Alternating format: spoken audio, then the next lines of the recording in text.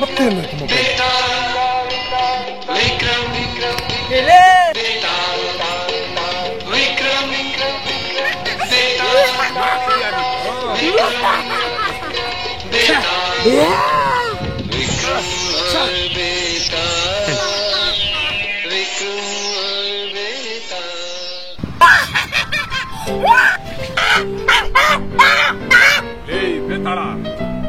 ಇನ್ನೂ ಇದೆಯಾ ಅಂದ್ರೆ ನಂಬೋಕೆ ಆಗ್ತಿಲ್ಲ. ನೀವು ಮನುಷ್ಯರು ಇಂಪ್ರೂವ್ ಆಗ್ತಾ ಆಗ್ತಾ ಪ್ರೆಸ್ಟೀಜು ಈಗ ಅಂತ ದಡ್ರಾಗಿ ನಿಮ್ ಜೀವನಕ್ಕೆ ನೀವೇ ಟೈಮ್ ಬಾಂಬ್ ಫಿಕ್ಸ್ ಮಾಡ್ಕೊತಾ ಇದೀರಾ.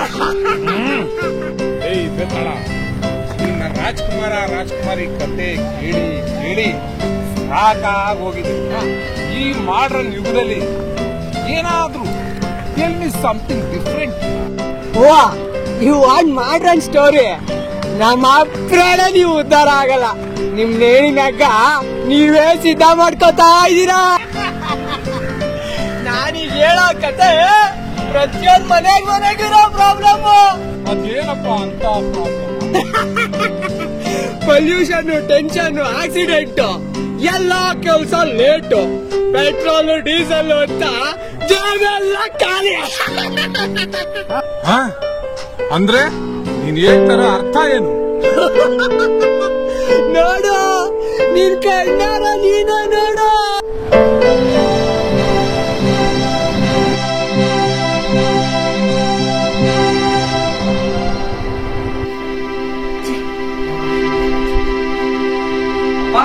ಎಲ್ಲಿ ಅಣ್ಣ? ಯಾಕೋ ಏನಾಯ್ತು? ಅಪ್ಪ, ದಿನಾನು ಅಣ್ಣ ನನ್ನ ಕಾರ್ ಇದ್ರೆ ಅವ್ನ ಕಾರ್ನ ಪಾಸ್ ಮಾಡ್ತಾ ಇದ್ದಾನೆ. ಇವನು ಆಫೀಸ್ ಹೋಗೋದು ಲೇಟು, ರಾತ್ರಿ ಬರೋದು ಲೇಟು. ಗಾಡಿ ತೆಗಿಯೋದು ಎಷ್ಟು ಕಷ್ಟ ಗೊತ್ತಾ ಅಣ್ಣ? ಅಣ್ಣ ಬೇಗ ಬಂದು ಗಾಡಿ ತೆಗಿ. ಏನೋ ಬೆಳವಣಿಗೆ ನಿನ್ ಗೋಳು. ನಾನೇ ಕಾರ್ ಆಚೆ ತೆಗಿಬೇಕು. ಬೇಕಾದ್ರೆ ನೀನ್ ಡಬ್ಬ ಕಾರ್ ಇದೆಯಲ್ಲ ಅದನ್ನೇ ಹೊರಗೆ ನಿಲ್ಸೋ. ನಿಮ್ಮ ಆಫೀಸ್ಗೆ ಲೇಟ್ ಆಗ್ತಾನೆ ಹೋಗ್ತೆ. ಆಯ್ತು ಬಾ, ತೆಗಿತೀನಿ. ಈ ಡಬ್ಬ ಕರ್ಕೊಂಡು ದಿನ ನನ್ನ ತಲೆ ತಿಂತೀಯ. ದಿನ ನನ್ಗೆ ಆಫೀಸಿಗೆ ಲೇಟ್. ತೆಗಿ ಬೇಗ.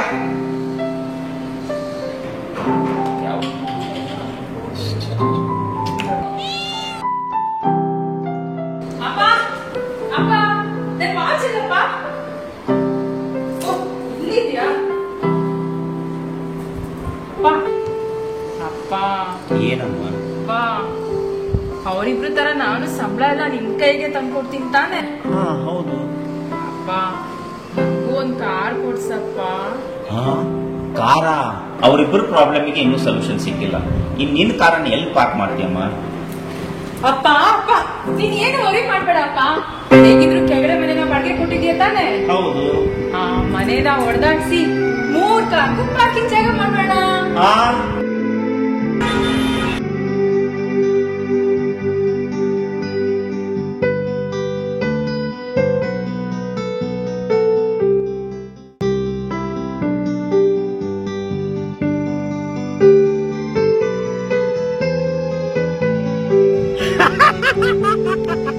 ಮಿಸ್ಟರ್ ವಿಕ್ರಮ್, ನಿನ್ ಕಣ್ಣಾರ ನೀನೇ ನೋಡ್ದಿಯಲ್ಲ.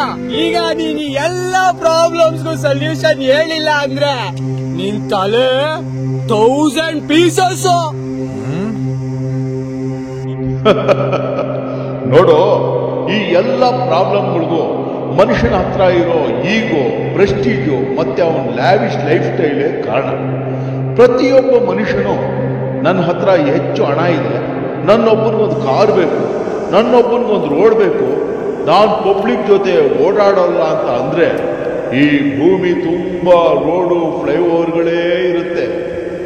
ಸಮುದ್ರದ ನೀರಿನಷ್ಟು ಪೆಟ್ರೋಲ್ ಇದ್ರು, ಡೀಸೆಲ್ ಇದ್ರು ಸಾಲಲ್ಲ. ಅದಕ್ಕೆ ಎಲ್ಲರೂ ಇವತ್ತಿಂದ ಒಂದು ನಿರ್ಧಾರ ಮಾಡಬೇಕು. I pledge to use public transport ಅಂತ. ಸೂಪರ್.